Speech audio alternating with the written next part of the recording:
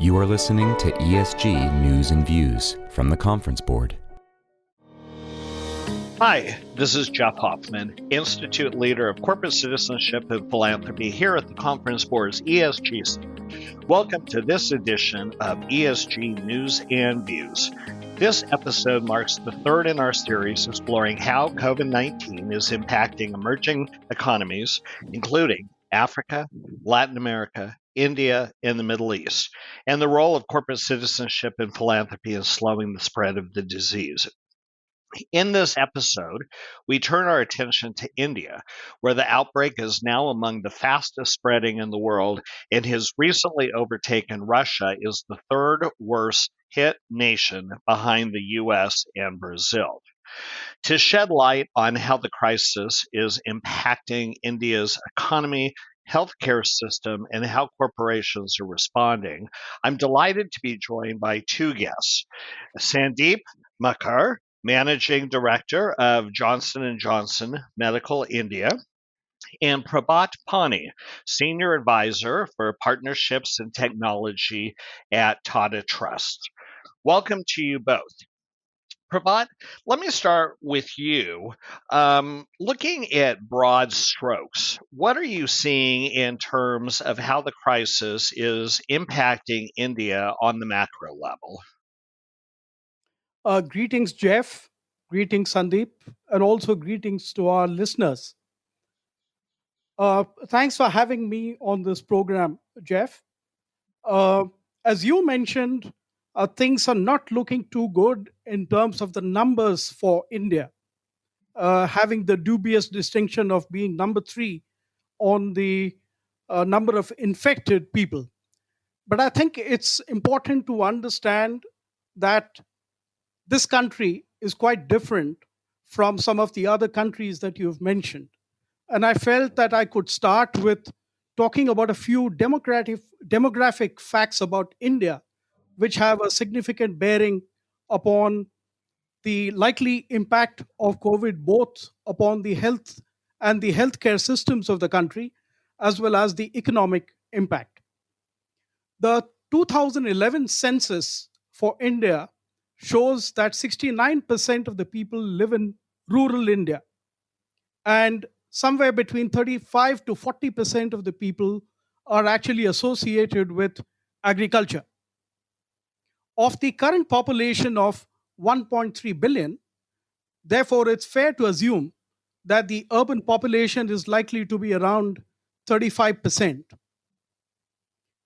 Within the cities, we have something like 24% of the people living in urban slums.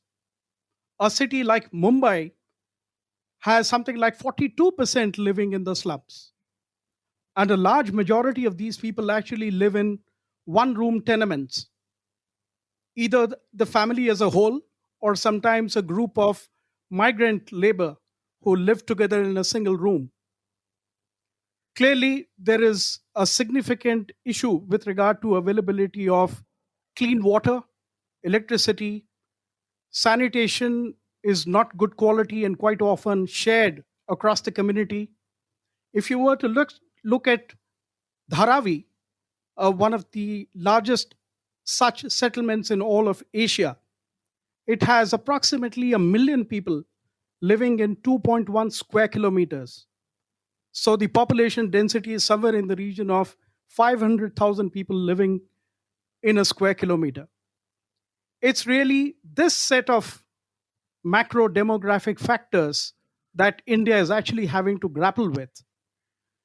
And what I talk about and what Sandeep talks about, I think needs to be really seen in this perspective. As you rightly mentioned, there is upwards of 769,000 people who are affected.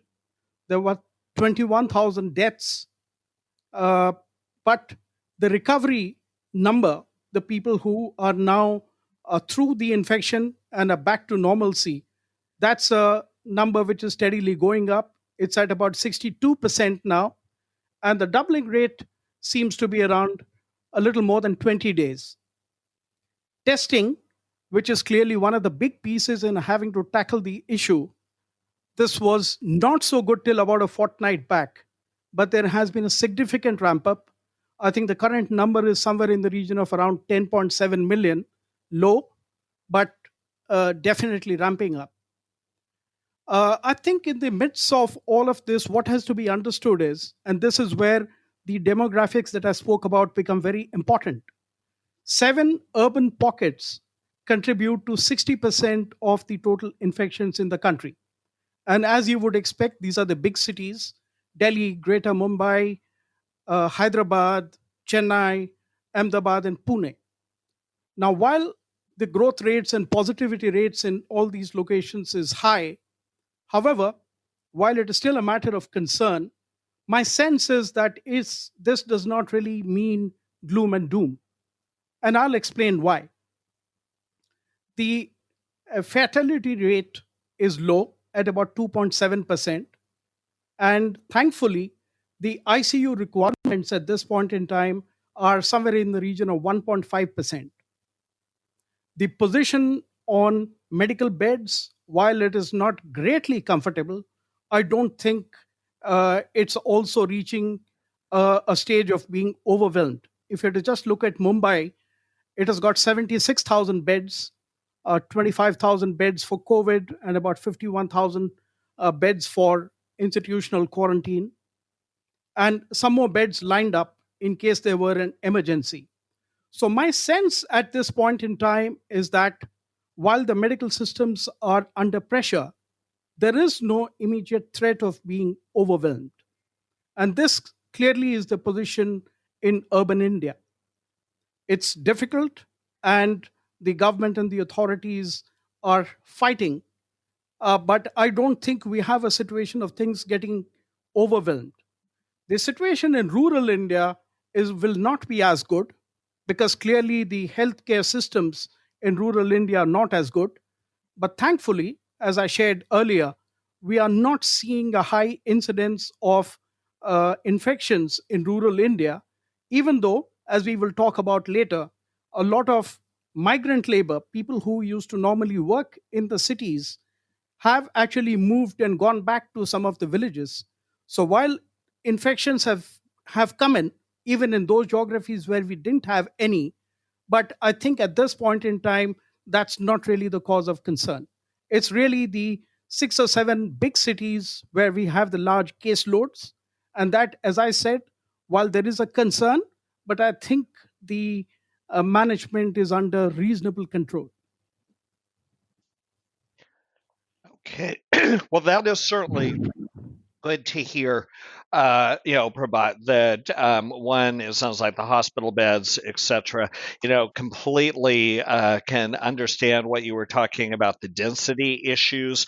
I think my first trip to India many years ago, Dharavi walked through it.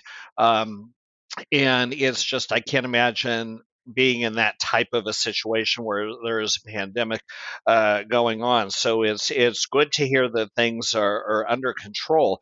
When you talk about the migrant workers going back to villages, I would imagine that has something to do with the economic aspect of this. And Sandeep, do you want to pick up there and talk about what's happening from an economic perspective in India? Yeah, sure. Thanks, Prabhat, for the overall context. And Jeff, from an economic perspective, again, India has had the most stringent lockdown in the world. Again, according to, if you just look at the International Monetary Fund data, we will be one of the largest economies to be worst hit by this pandemic. In fact, the latest projections that have just come put our economy at a contraction of 4.5%. And this, if you look, if you think about the history of recordable history since 1961, this is a historic low. And again, 90%. I just want to remind people that 90% of the workers in India form the informal economy. Now, informal economy are basically wage earners. They rely on daily wages. And many people urban cities, in urban areas, rely on these jobs, these daily wage jobs. And because of the pandemic, they migrated back to their hometowns in rural India. So that's really created, a lot of stress in the system, also a lot of stress in the recovery as we get into the unlock 2.0 phase in India, because many of the industries depend on these laborers. If you're a company, you want your customs shipments to be cleared, which is dependent on informal economy. You want your truck drivers, your loaders, housekeepers, all the workers that keep the economy humming. So I think that's going to be a big challenge for India as we try to emerge, not only the impact it's had now, but also as we think about emerging, from this crisis. Okay, that is really interesting about the informal economy, and 90%. This is a huge number. So I can certainly see how that would have a major impact. And going back to what Prabhat was saying about the migrant workers leaving the city and going back to the villages in the more rural areas. So how is COVID and this economic reality impacting the healthcare system in particular? What are patients experiencing? How are hospitals responding? I know we heard a little bit about bed capacity issues in Mumbai, but how is it affecting other segments of the healthcare world? Yeah, so let's start with the patients because they form the center of the healthcare system. Now, for patients, there are four issues predominantly. Number one, it's the fear factor. As Prabhat mentioned, the cases continue to increase. The cases are doubling every 3 weeks. So there's this inherent fear of going to the hospital. Number two is the limited hospital bed capacity for COVID patients that need ICU care. ICUs are at near full capacities. And India, it shouldn't come as a surprise to many people, has one of the lowest hospital bed capacities per capita.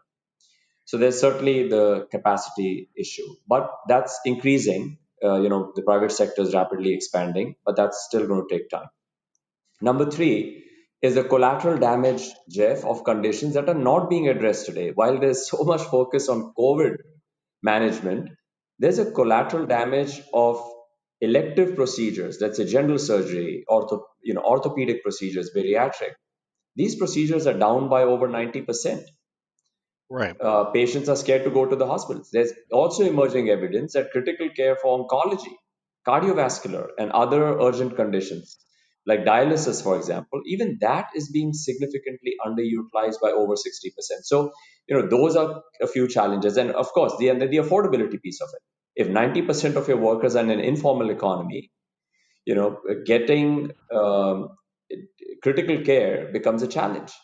So those are the four issues for the patients. Now, for the hospitals that are addressing the needs of the patients, the four issues are: number one, there's constrained ICU capacity, like I told you before. Number two is the labor challenges. How do you get people up to speed in dealing with these ICU level care challenges?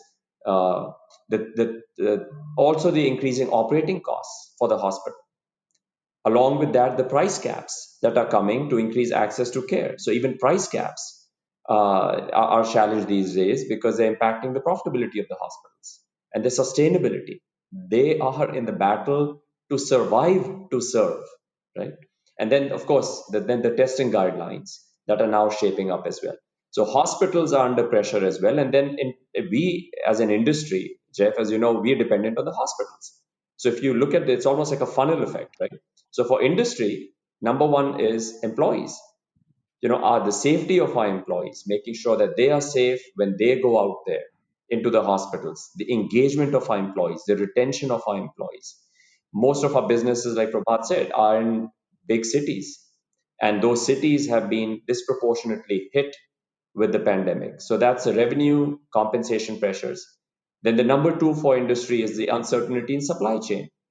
The logistics, including customs clearance, which I'd mentioned before, delivery to the last mile, making sure that products can reach the patients on time, labor shortages because the labor has migrated to rural India. All of that, the uncertainty in supply chain continues to linger. And then the business impact, because business is down across the board. There are cash flow issues in the market. 20% of the hospitals, Jeff, have closed down because they cannot financially make the ends meet. And more hospitals are coming under pressure. So I think all of these, these are challenging times, Jeff.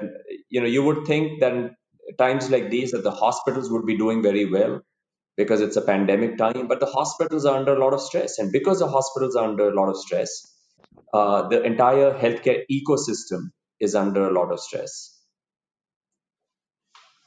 Yeah, that's really interesting how one thing affects the other, because you're right. You wouldn't think that 20% of hospitals would be closing when you need them more, but if the margin, or the gap is coming from the elective side, and there are no elective surgeries, there are very few.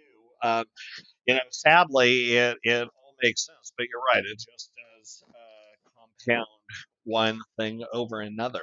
So let's switch for a moment over to the NGO, the nonprofit side, and how are NGOs responding, and then how are companies working with NGOs? So, Prabhat?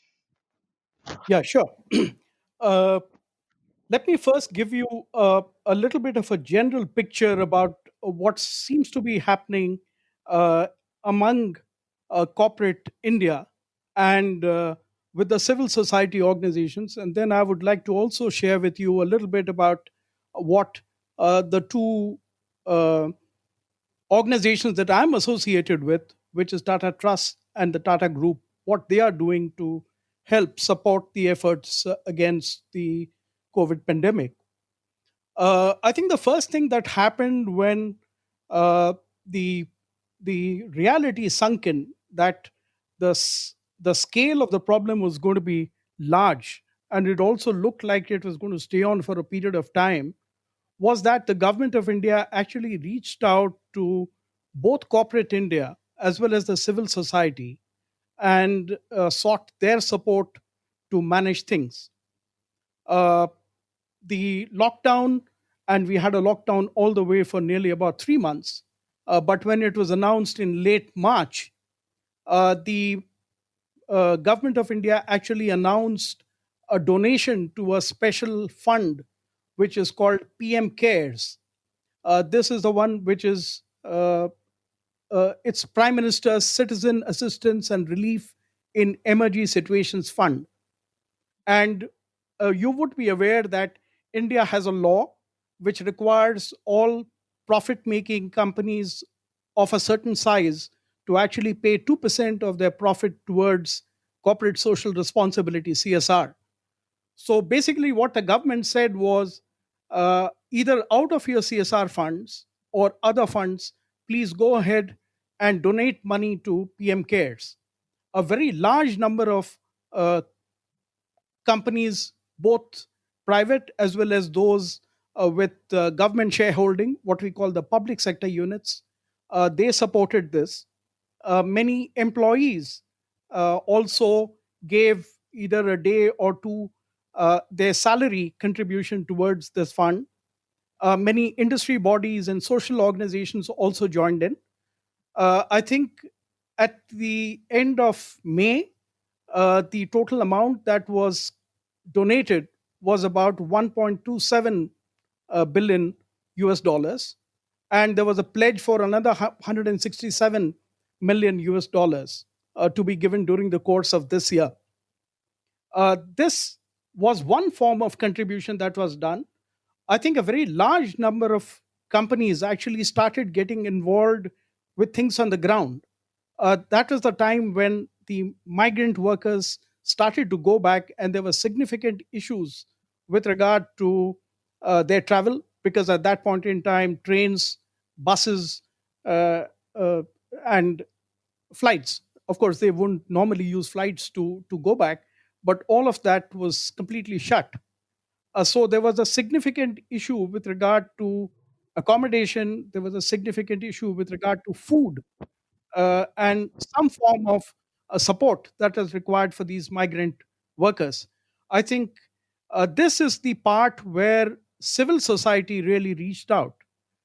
In fact, the highest planning body in India, called the Niti Aayog, reached out to 92,000 NGOs to particularly, as they say, feed the hungry and provide hygiene kits and support the district administration. A district is the smallest unit of administration in this country. And clearly, many of those districts were getting overwhelmed because of this large number of workers who were actually transiting from the big cities onto their hometowns.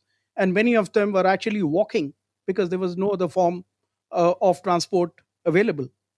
So during this period, I think the NGOs and the civil society really played a very dramatic role by supplying meals, by taking care of accommodation, and in some cases, actually helping out with travel.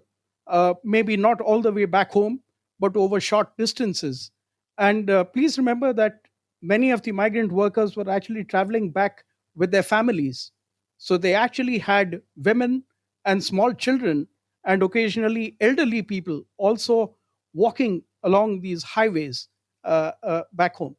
At a subsequent point in time, of course, the corporate sector also came back to help support the government towards setting up hospital infrastructure, towards making available personal protection equipment, because there was a huge shortage, especially in the period April, May. It is now eased out, testing kits, and as important, taking care of the health workers, both in terms of training as well as in terms of providing meals. Many of these workers, actually health workers that is, couldn't go back home because they were dealing with patients in the hospital. So there were hotel chains which actually made rooms available for the doctors and the nursing staff so that they could stay close to the hospital and then go back, and in the process also protect their families from possible infection. So I would say that the response from both corporate India as well as the civil society was quite dramatic in that early phase. And even though the government is far better organized today, but many of them continue to help and support the activities, primarily with regard to migrant workers and some of the unemployed people who continue to be under significant issues in urban India because they don't have a job, and therefore there is no source actually to earn money to even buy food. And this kind of support continues both through corporate organizations as well as through civil society.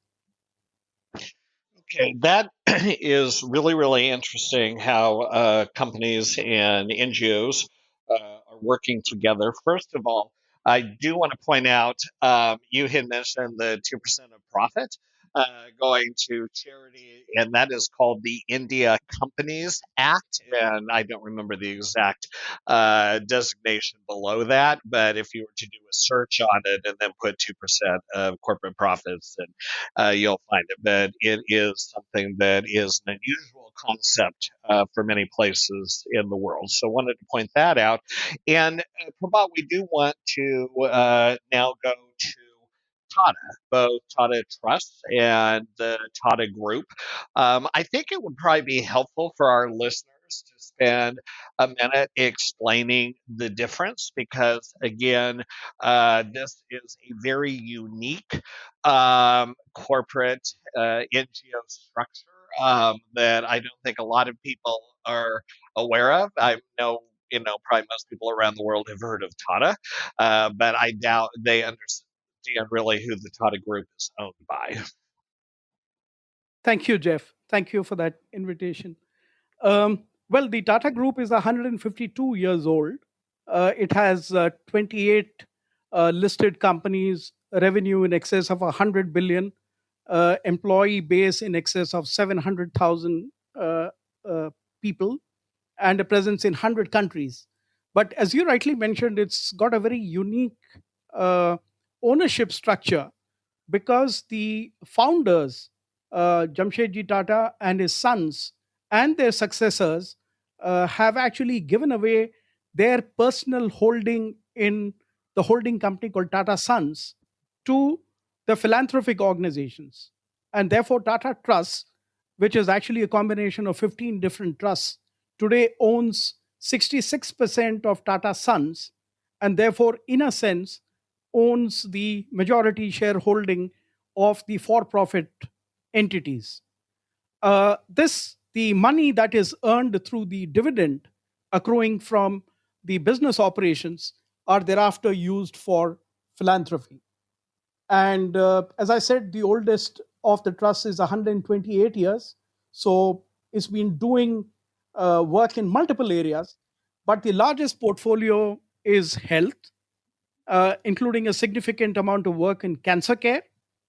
And because the focus in the last couple of years has been on health system strengthening, so there is a significant amount of work which Tata Trust has actually been doing with the governments, both the federal government, the Ministry of Health and Family Welfare, as well as the state and provincial governments that we have. And I will just quickly give you a sense about the kind of activities that were undertaken by the Tata Trust towards COVID relief.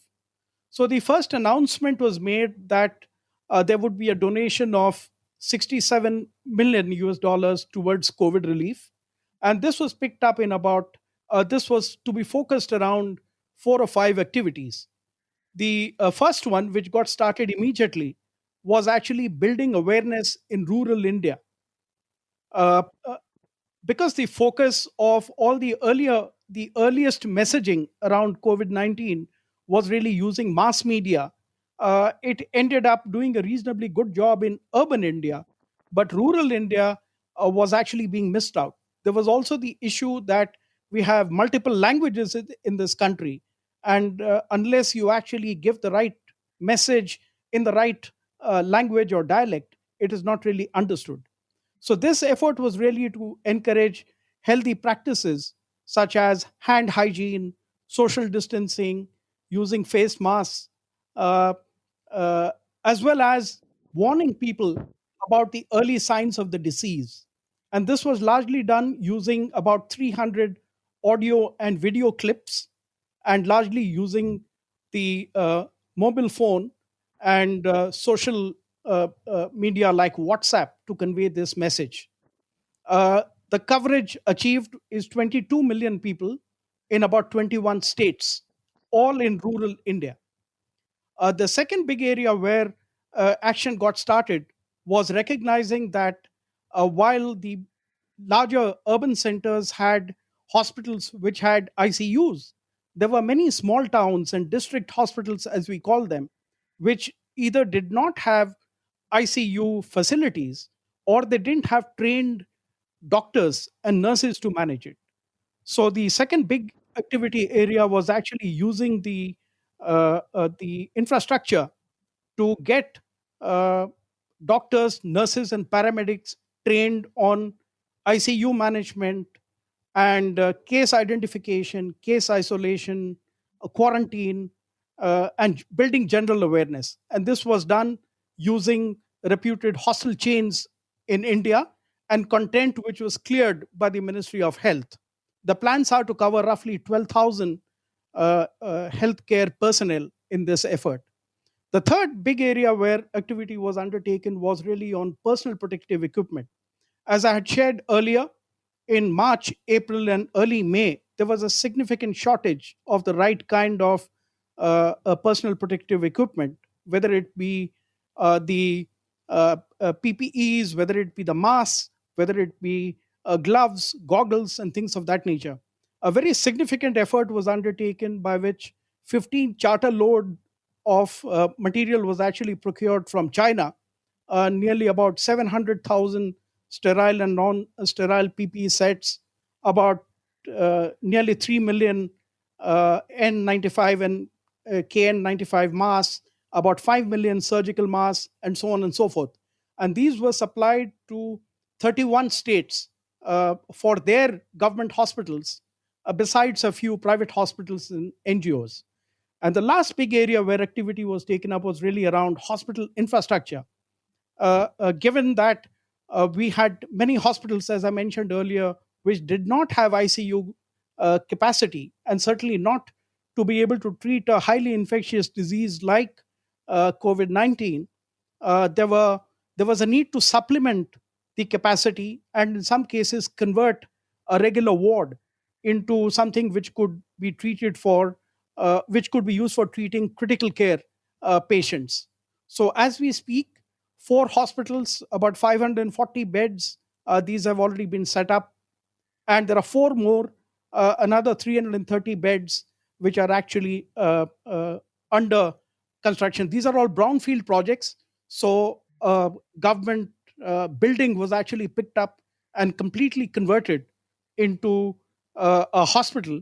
And these were in locations which did not have good hospital facilities available.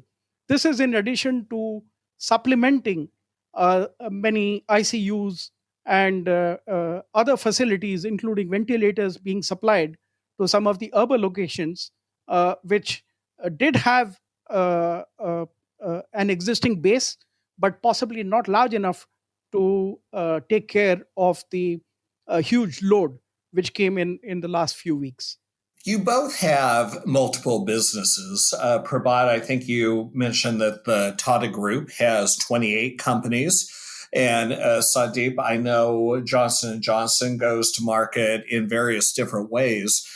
Within India itself, do your different companies work together from a CSR, corporate citizenship perspective? Or does each group do their own thing based on who they are, what their products are, and their core competencies?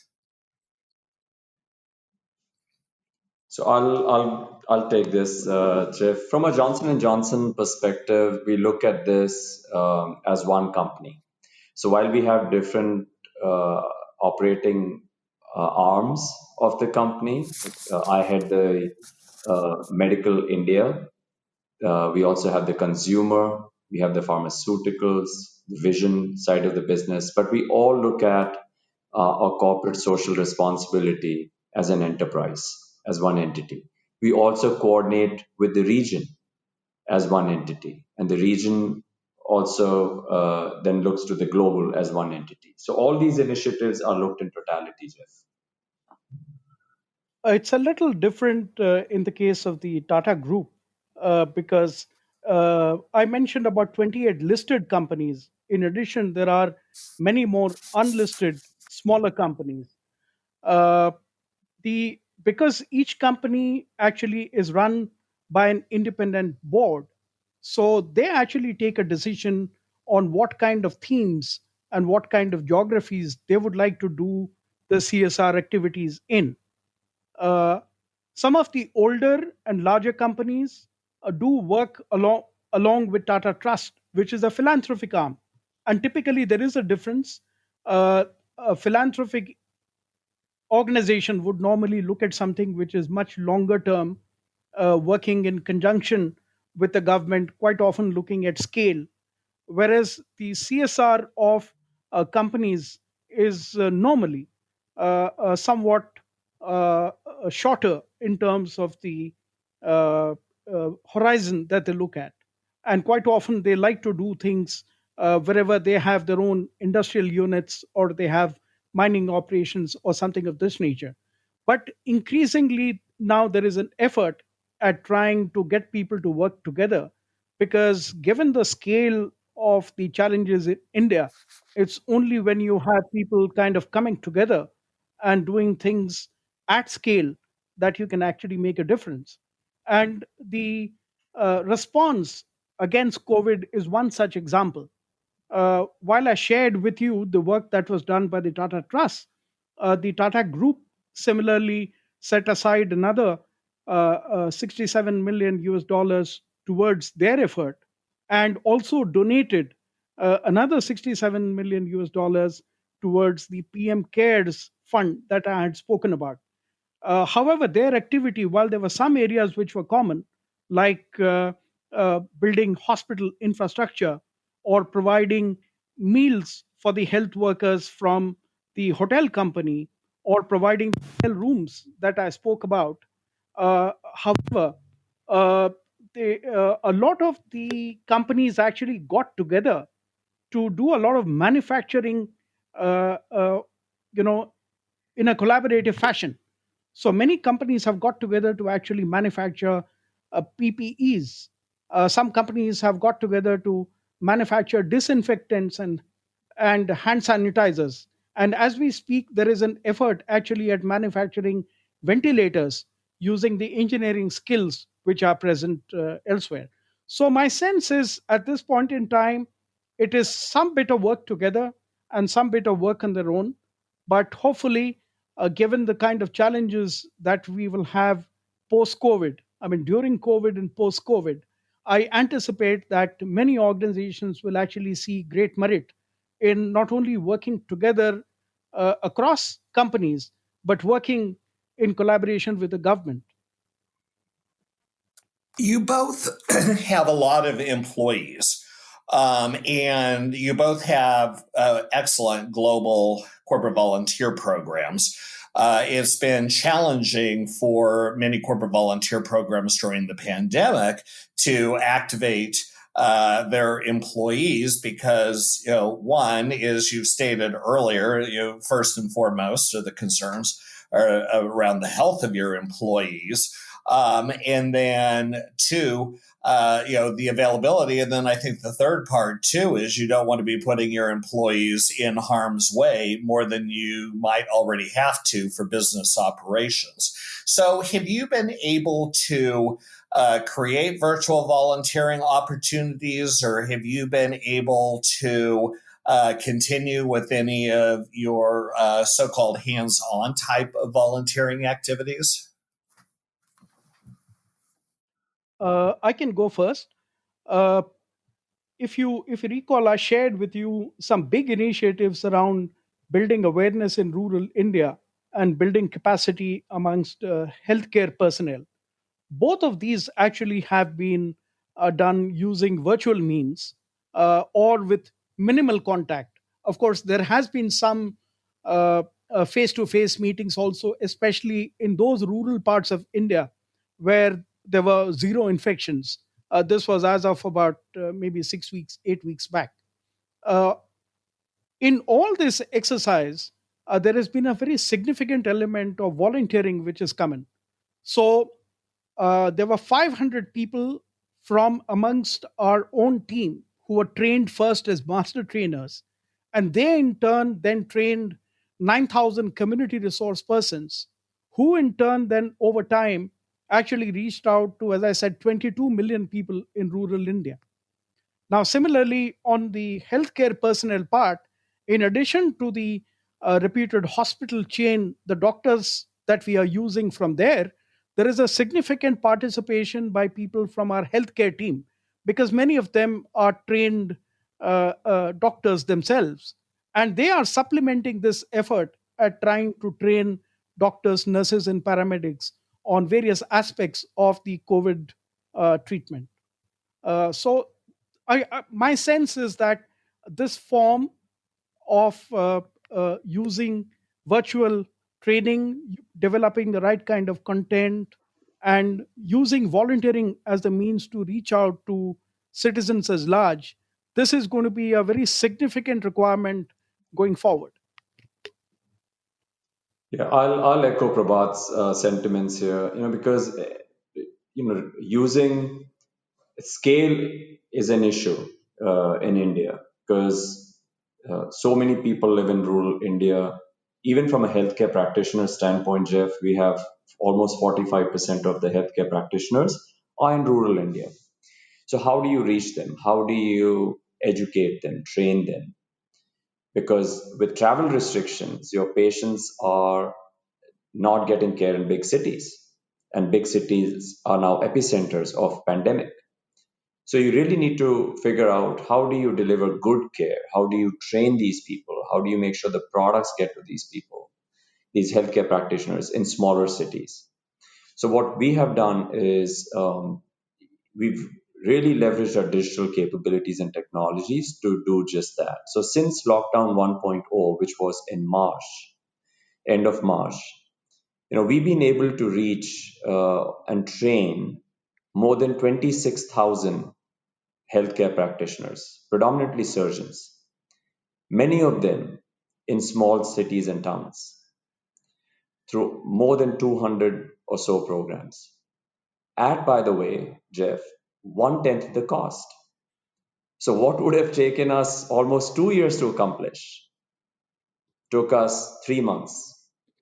And you had employees going out of the way here to really double down, giving up their evenings, late evenings, weekends, to ensure that more and more healthcare practitioners were trained in the safe and effective use of these devices, or medical devices. Now, you also have these stories, the stories of people going above and beyond on a personal level. Whether it's through work, trying to get the product to where it needed to go, but just breaking barriers. We had an area account manager by the name of Murli Krishna.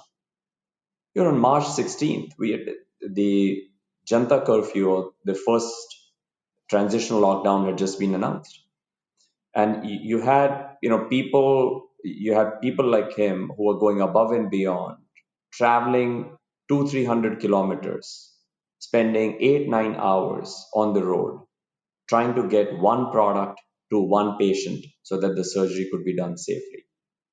Right? So those kind of things. You have also had people throughout the lockdown period literally going door to door, distributing masks, offering food in soup kitchens. So I think, and even for Johnson & Johnson, what we've done is, for all the medical personnel that form part of our employee base worldwide, we've enabled them, empowered them to be out there in their communities on extended paid leaves, to make sure that they were helping manage the acute phase of COVID. So I think all companies have really rallied around, this common cause of really elevating themselves to say, let's all come together, because no one entity can solve this alone. Not one corporate can solve this alone. No one government can solve this alone, or the health authorities. So I think it's been a wonderful collaborative partnership across the board. I think that's so important to point out. Number one, collaboration. Number two, scale. But what you also said, is going door to door, because even though we're talking a lot of people, the scale is critical, but it comes down to the individual. So, and sometimes, at least I find that when we're thinking nationally and globally, that I need to refocus about who our audience is in our local communities, or not actually our audience, but those who we're trying to serve. So I'm so glad that you brought that up. Sadly, we're running out of time. I'm wondering if you could each just make one short parting comment of anything that you would like our listeners to know before we have to say goodbye. Sandeep, do you want to start? Sure, I'll start.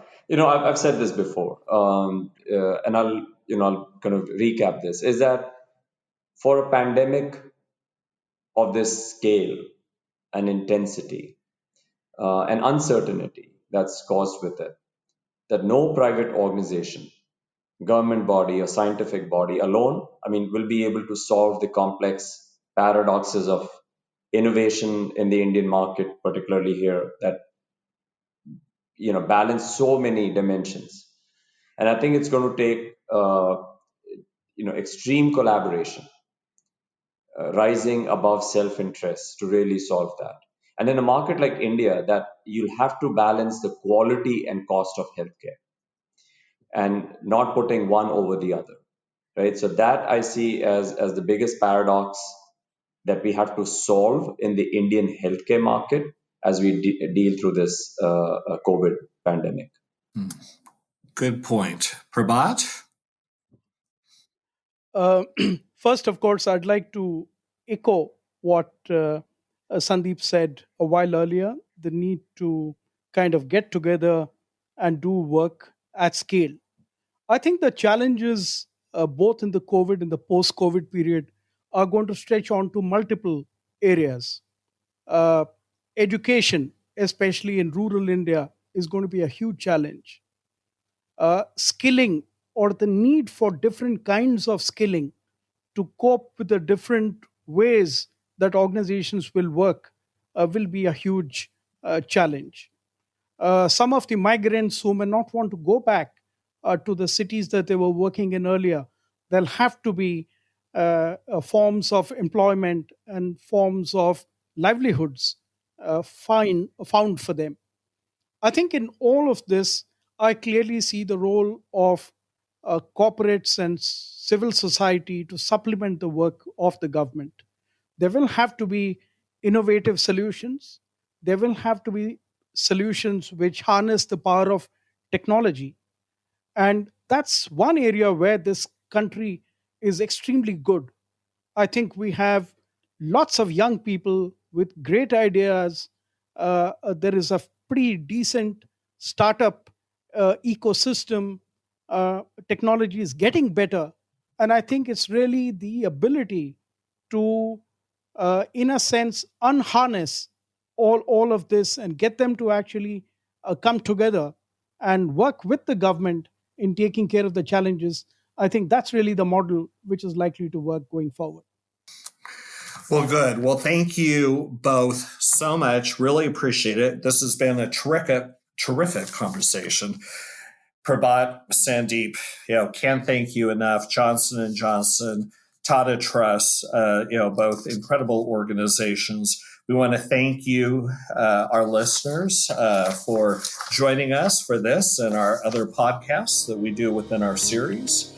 Please be sure to check out other episodes of ESG Views in News and subscribe wherever you can get your podcasts. For more information from the Conference Board on COVID-19, please visit conference-board.org/COVID-19. Thanks again.